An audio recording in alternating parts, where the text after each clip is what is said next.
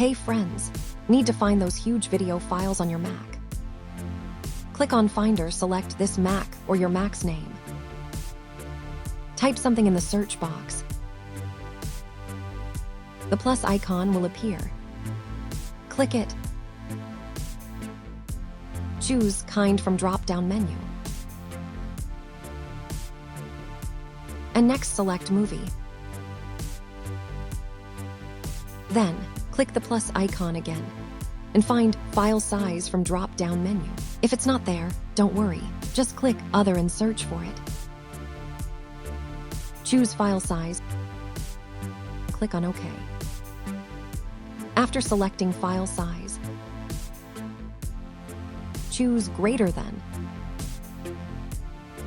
and enter your size limit.